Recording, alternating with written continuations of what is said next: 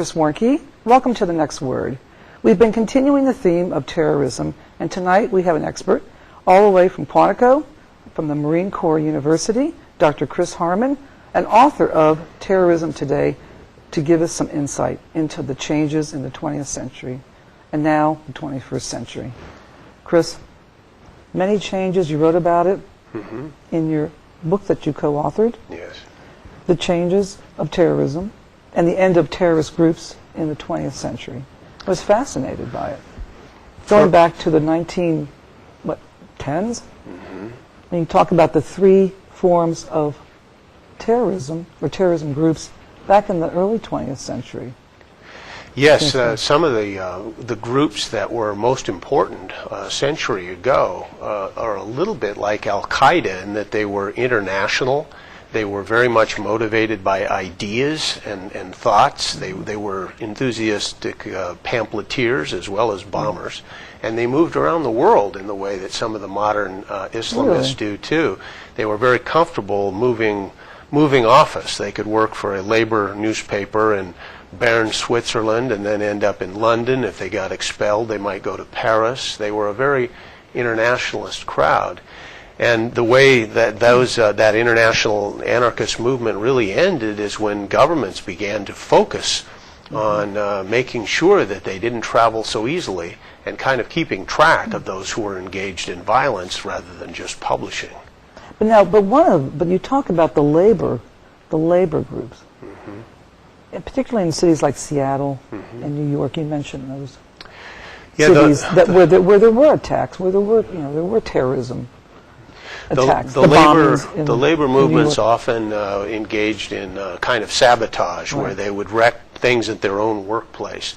It goes back in a long tradition from the word sabot, which means a kind of wooden shoe in Dutch. It could be put into a machine in a strategic place to wreck the machine and basically stage a walk-off for change of management, better wages or something. And in this case, better wages, right, early in the when they were trying to get the minimum wage raised. The coal miners, the industrial plant workers, the people in newspaper presses, many of the agricultural workers that John Steinbeck wrote about. Many of these people were agitators for a little better wages, better treatment, very reasonable things, but a number of them really do go over the line, and we had quite a few bombings and workplace sabotage from labor people in the U.S. at the time, and in Europe too. The deadlier people were the anarchists from the late 19th century, starting in about the 1880s and 1890s in Russia, in Italy, many of the European cities, and on our East Coast as well. Places like Paterson, New Jersey, knew a lot of these people. Paterson, New Jersey, that's interesting. We had, of course, the Sacco Vanzetti case. There were many cases in which shootings occurred and attacks occurred against corporate managers and workplace bosses and bankers and things like that. Their dream was to change the world and eliminate government altogether. They felt that all government is oppressive by its nature. And so they were willing to do almost anything in that line. You know, Theodore Kaczynski, the Unabomber, was also an anarchist, one of the most recent. Interesting, yeah. But it ended in a way, and it died because foreign states got together and they decided to share information, and they and they organized on a higher platform, correct? And that's what they do, and there's international conventions in places like Petersburg. The Germans were quite good, and the Russians were quite good at getting cooperation going. The Americans weren't as enthused. We didn't really have a method for tracking these people until later when we created the FBI. The Italians were also not very enthused. So many of the international anarchists who'd been associated with violence, including some of our Americans, were of Italian blood, and so both Italy and the U.S. were kind of standoffish, but some of the other states got some activism going, and it was quite successful in getting cooperation. And you talk about that, like what Yeah. states in particular? Germany, you mentioned Germany. The Europeans especially. Europeans The Northern Hemisphere seems to have been the most affected, Christine. I'm not certain why. Today's anarchism is probably strongest in Greece, secondly Italy. You think in Greece, huh? Yeah, and so again, the Northern Hemisphere. But we have seen a little bit in Chile and a few other places. But Now, why Greece? Because they've had the influx of in Greece, immigrant it's about... influx, you've seen significant influx of immigrants now, particularly from... There is. Well, Yeah. now, particularly from Syria, as you probably know. The Greeks have a problem with immigration. They have a reaction against that from the right wing, and then before all that began, they had agitation by indigenous anarchists, revolutionary struggle, conspiracy of the cells of fire. And there was a boy shot in about 2007 by police in a very tragic accident. In Greece. In Greece and in Athens, and that began this, and there have been sort of fires burning ever since. But you had the November 17th group, which you probably know about. Yes, they were an interesting case of how terrorist groups end, because for a quarter century, really, in a way. they really are all done. Yeah. And even though our State Department still lists them, they haven't done anything since 2003. Except they've staged, demonstrations, which of course, and I was certainly seeing part of it just recently in November in Greece. Okay. But it was frankly, a peaceful demonstration, and Yeah. so they truly have. Well, from my perspective, had truly ended. The organization 17 November that I'm familiar with was a classic sort of late 20th century Marxist-Leninist group. It was very coherent. There were a couple of families involved. People had brothers or uncles. There were only a few dozen people, and they attacked capitalist targets, and they attacked American and NATO targets at time to time. And they did quite well and stayed below the radar. The Greeks never arrested a single one. And then suddenly a man was transporting a bomb, it appears. The bomb went off and hurt him very badly. He ended up in the hospital, and he told the Greek police what they wanted to know.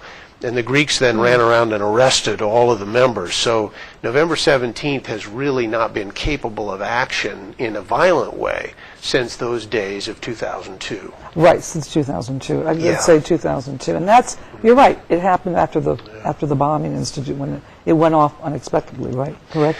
And they tracked it, and they tracked it back, they took it back he actually tracked it back to the other. Yes, he revealed the names of the other conspirators. Right. This is not completely rare. The Irish terrorists had an expression, an own goal. Comes from soccer, when you make a mistake and the ball rolls into your own net. And there are quite a few terrorists actually who've either had close calls or been killed, in fact, by bombs that they were making. You remember our weathermen right in New York City in 1970. 3 of the weathermen blew themselves up. A whole townhouse was blown up by dynamite they were working with in the basement. So the own goal is a problem, and that's what got November 17th. Right, you're right. The Greek police never could get them. Never could get them. Never, which was fascinating. I mean, we're talking 25, at least, well, more than that, but from when they were truly at their height, it was the 70s, 80s. They flourished for a quarter century. They flourished for a quarter of a century, exactly. No one could find anything which I found fascinating, that no one could ever find. Well, the Greeks do many things very well, but policing hasn't exactly been a strength for them in modern times, and we have to be careful there, because the regime was criticized for great harshness in the post-World War II era. Right. But under the socialist regimes of the late 20th century, they had a pretty light touch with police. And of course, a long tradition of overt political manifestations and pro-democratic thought and revolutionary spirit. That's all part of Greece, too. Well, that's part of Greece, I have to say, because it's part of my heritage. So I have, But the Olympics went off very well. They did. There was no certainly any act. So I think to credit to Greece, it was flawless. They did a beautiful job, and they had to spend over $1 billion for security. Absolutely, because everyone insisted, that the committee and everyone else. It was highly successful. Highly successful, and in a very challenging environment. They have a mix of emigres there who Yes, bear they do. watching. For example, for some time the Turks have been on them about Kurdish Workers' Party people who might still be in Greece. But by and large, they are, quite frankly, more a victim of terrorism than anything. They're not Absolutely. like states like, say, Iran, Pakistan, which have been, in effect, exporting some terrorists. They've been Right. more on the receiving end, I'm afraid. And actually, Greece has done fairly well in these last, certainly, what's happened now we've seen in Turkey and Egypt and other, the surrounding countries in terms of just the demonstrations. Greece, I've been told, even as of today, that the tourism is really starting to Good. to pick up, and things are brightening, and it's Good. yes. So that's The Europeans have managed very to good- defeat good sign. quite a few of the old groups from the 70s and 80s. Yes, they if we have. think about direct action in France, I just did a piece for Orbis, the geopolitical magazine, on ETA in Spain. That again is, ETA, right. I think they're near death. I think You do. the government has used a grand strategy approach and has really beaten the Basque ETA. Not the concept of Basque nationalism, which is probably a healthy thing and which has expression in legitimate political parties. But ETA terrorism is largely defeated, I think, in Spain. Really? Well, that's promising. I won't say there won't be a car bomb next month, but the movement has really been beaten up, and an inordinate number of people, some 700 to 800, are in jail Really? for their crimes in ETA. And the key thing is the Basque people just do not seem to support the terrorist movement anymore. Right. The government, for its part, has also moved to take care of the political fronts. So the group, for example, called Eri Batasuna and then Batasuna, these have been proscribed, which is something all our democratic governments do on occasion. They basically said, you're a front for ETA, and therefore we won't let you operate politically. And that's been an important thing. Policing's been important. And then, of course, they gave them a good degree of autonomy. At the end of the 70s, the Basques were lobbying for more language rights, more control of their own education and local taxing. So they gave them that. They gave them that. That's interesting. Madrid made concessions in that way, and I think that's really helped kind of undercut the violence. Had them assimilate more into the society and feel more comfortable and more They feel, secured. yeah, I think that a lot of Basques feel a lot less threatened by Madrid Right, and right. feel as though they control their own domestic affairs. Well, of course, they won't ever have their own foreign policy. Right. Spain won't allow that, but But you say terrorism is driven by power. So if you It's, feel you have a power over your life, then you're less apt to, hopefully. I think so, yeah. It's very And it much acts a drive for power. Right. It's very much a political experience, too. It's a manifestation of politics in the end. Oh, it is. Absolutely. Even groups like Al-Qaeda, like Hamas, which are very religious, they have a strong political agenda, and they're happy to tell about it if anyone wants Right. to, say, read Inspire magazine, the Al-Qaeda magazine, or they lay out parts of, at least, the political program. Hamas has a very clear political program. Does it? that Okay, they you published. wouldn't think, because you think it's more Yeah. religious based. But when we come back, we're going to talk about how it has evolved from politically driven, in a way, to religiously driven. Yes. So I'd love to talk to you about that too, and I know people want to hear about that. Good So we're going idea. to take a short break, and we'll come back and we'll Thank you, get back on Christine. that topic. It's great. You're watching The Next Word. We're going to take a short break, and we will be right back. Looking for these? You drive buzzed. It could be one very expensive ride. First, you gotta make bail. Then pay me to get your car back. Your insurance premiums will go through the roof. And my legal fees just keep adding up. All told, it could end up costing you $10,000. Nothing kills a buzz like getting pulled over for buzz driving, because buzz driving is drunk driving. Welcome back. You're watching Channel 16, The Next Word. Tonight we're having a conversation with Dr. Chris Harmon, professor at Marine Corps University, an adjunct professor at the Institute of World Politics, and author of Terrorism Today. Chris, it's great to have you here and to talk about pleasure, this. Is so Christine. timely. I mean, it's just, we pick up the paper every day and we read about.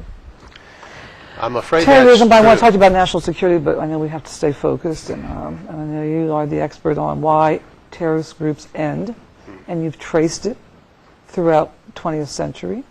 And I was fascinated by all of the groups that I had no idea existed. In where Peru, you talked about Italy, Spain, of course, Ireland. Yeah. I have found that Germany. there's sort of a half dozen different ways that the groups tend to end. Sometimes it's an attractive way. So it's fascinating to watch the Irish spend 10 years with the British working out things which would actually allow Sinn Féin and all to run for take seats and control political factions openly and have IRA Provo violence sort of disappear into something like an overt political organization. People are quite excited about a transition in the African National Congress in that way too. That took a long time, and there was a lot of violence between 1961 and 1990 or so. So that's been an important transition. In the African Yes, National and and so there's a lot of interest, I think, among scholars now and mediators and international relations people about whether some of these groups can be kind of coaxed out of violence. And it may be possible that there's a distinction that you had asked me earlier about this political versus religious distinction. People are wondering if, in fact, it's going to be a lot harder to negotiate with a religiously driven group than it would be a one with a more geographic and political basis. And I think that's probably true. Right. I don't think, for example, there's any real way to think about negotiating with Al-Qaeda. They have, by the way, offered once or twice. They, for example, they've approached certain European states and saying, if you'll take your contingent out of Iraq, you'll find that you're much safer here at home, that kind of thing. But I have no grounds for thinking that they can be trusted in any respect. Interesting case of negotiations now with FARC down in Colombia, because the Revolutionary Armed Forces are in Havana with government representatives from Bogota, and they're trying to figure out if they can break up the pattern of violence over so many decades there in Colombia. And I don't know how those negotiations will go, but they're a classic Marxist-Leninist organization. Have you looked at all at Nigeria? Because Nigeria is a special... Not sufficiently well, but they're getting a lot of attention for a couple groups. One is very much dependent on extortion out of the oil business, called MEND, M-E-N-D. And then there's a group that's extremely important, that's an ally of Al-Qaeda, called Boko Haram, which basically translates as Western education is forbidden. And Boko Haram is now doing things which are classic kind of Al-Qaeda affiliate organizational things. Are they targeting the Christian communities in Nigeria? I'm not certain if they've been doing that. I thought they that. were sort of targeting the Igbo. But certainly the more public places are less safe because of their activism. So, yeah. And you don't hear about these pockets of these acts as much, and I don't see them. But they're clearly out there, and I know it's well, Al-Qaeda has a strong presence in the north, which the French have, of course, intervened in. Al-Qaeda in the Islamic Maghreb, and there have been a long series of groups that tumbled from the north in that way, starting with FLN in Algeria, the GSPC and GIA, and a whole series of organizations have used terror just in Algeria. So now the Algerians have basically funneled into, those who are still active, are funneled into Al-Qaeda in the Islamic Maghreb. Going back to the beginning, one of the ways that terror groups end is occasionally they win. And we all remember from our history books the FLN taking on the French army. The French had 500,000 troops in Algeria, and in 1962 the FLN won. They succeeded. They came to power. And that's how they end. Sometimes the Khmer Rouge ended that way. The Bolsheviks were successful. It's not completely impossible. Now, Mali. Of course, we're seeing a huge influx of the Al-Qaeda in Mali. Yes. Have you looked at Mali at all? Yeah, the French seem to have done very fine work. They had some U.S. Air Force support, I understand, and their intervention was fast, and it really turned the tide. It's at a great distance, and so it was difficult for France, and also if we consider the resentments that could be aroused by French deployments in that area, it's quite a concern. And somehow, though, I think what they found is that most Malians are probably more happy to be rescued from an al-Qaeda affiliate than wish to look forward to being ruled by one. Right. People know how groups like Taliban and al-Qaeda think, and they don't want one in Mali. Right. So, Right.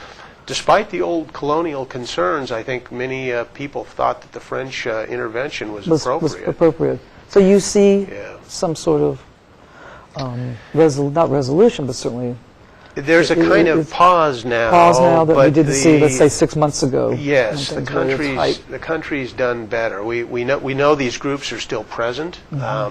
They did the attack on the gas plant only a few months ago. They're involved in other ways.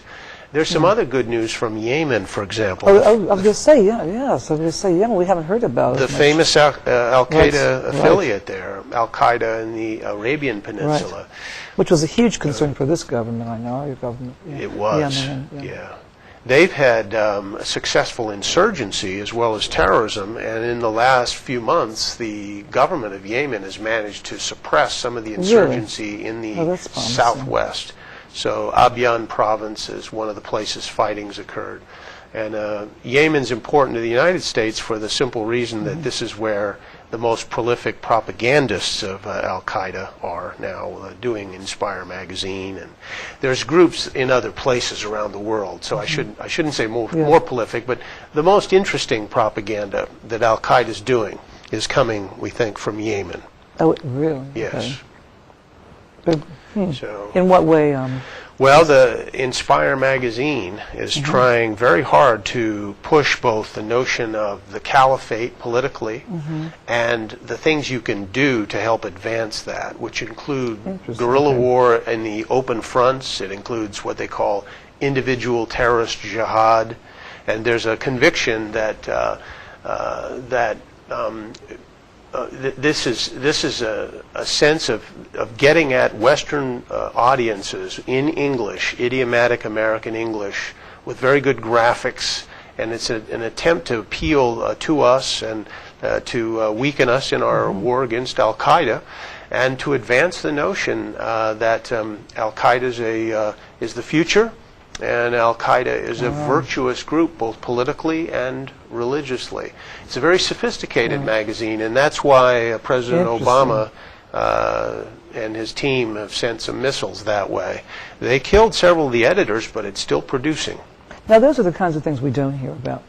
You know, the underlying success stories that the president touched upon this notion back in a speech that he gave before the Defense University back in May. That's There's right. so many things that we don't hear about that are Yeah. that we've managed to do. You're right. as a country. And one of the places that does track it, I can recommend a website at the Heritage Foundation in Washington, D.C. Yes, very well There's a done. couple of analysts that keep up a list there of these sort of preemptions of terrorist acts, and I think they're in the mid-50s now. So there's a long record just since 2001 in which this has been true, where they police tracked it. Oh, intervention, really? yeah, so there are some 54, 55 cases. Oh, really? And so there are many terrorist acts that don't ever occur. Something I wrote about actually in 1984 in a little newspaper piece. Right. But Heritage Foundation is doing us a service by tracking. By tracking, but I was assuming most of this is classified. So, but No, I don't talk about those things. You don't talk about those I things, don't. okay. I don't deal with I can't talk classified about those. material. So, but George Bush and then President Obama, as you said, have both spoken about this, and I think well, yeah, I mean, we credit. it's we good credit to where credit's due. I mean, this That's huge. right. It's huge. It's huge. What we Yeah. don't hear about. Yeah, yeah. You know, it's You far think more than what we hear about, certainly. And That's quite right. thank God we've come, a long way in the last 10 years since 2001.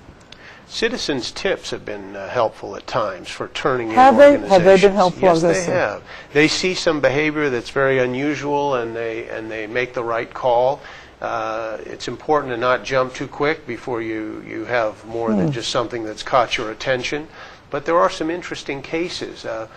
You remember when Puerto Rican nationalist violence was quite common. Yes. There was a phone call from a house by a person living there who noticed a group that was out. They were all in jogging suits, and they got out of a van, and so she presumed they were going to have a workout. But then she felt that they were a little suspicious, and then she noticed a number of them were smoking, and she thought that didn't really work out with this notion of the jog she'd first guessed at. So the lady made the phone call, and sure enough, that van was full of weapons, and they were about to take down a bank. And that was one of the ways that a group called FALN, one of the famous Puerto Rican groups, was subdued, and most of those people went to jail. Now, what happened, if you recall, in the Capitol building or in the House chamber? Oh, do you mean back in 1954? No, I was thinking even later. I mean, yes, in 54. Right. A woman, it's interesting, there's some interesting females on the terrorism side. A woman named Lolita LeBron put together a team in New York, and she came south on the train, got off in Union Station. Went to the Capitol. Went to the Capitol. They all had pistols. They unrolled a flag for Puerto Rico. This was a woman-led? It was. Wow. Wow. Lolita LeBron. She lived until just a few years ago. She was very famous in her island community. Wow. They all did jail time. But again, citizens intervened. There was a combination of congressmen, security people, and visitors in the gallery that sort of grabbed all these people, got the pistols away from them, and they all had to go to jail. But sometimes citizens intervention. We forget those incidents, though. Yeah. There have been several in the Capitol. I mean, people seem to forget we've had a number of attacks. Back even in the 70s, if I recall, or 70s or late 70s. The Weathermen and some other groups did attack certain of the Capitol buildings. Yes, remember. If you the recall. Senate was bombed. Yes, remember the Senate was bombed. Yeah. Yes. And you remember Harry Truman was nearly shot outside Blair House by militants in 1950. Right. We've lost, of course, a couple of presidents to quirky people and some close calls with that, but we've also had one or two where the man who shot McKinley, for example, was known to be a classic anarchist with a capital A. Yeah. So I could sit here and talk to you for hours. And Chris, unfortunately, we're out of time. It's been very interesting. Thank you, Christine, for it's been welcoming great. onto the We have show. to come back and have our next chapter. I'll be delighted. We have to pitch your book. Toward a grand strategy against terrorism. I did this with two colleagues, and McGraw-Hill published this in 2010. Great. For those that want to get it? It's on the web. It's on the web. Give us the web.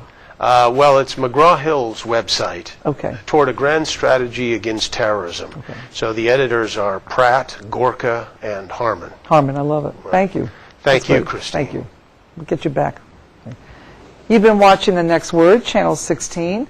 You can watch us on Tuesdays at 6 o'clock and Wednesdays at 9. Hope you enjoyed it. Have a great evening. Good night.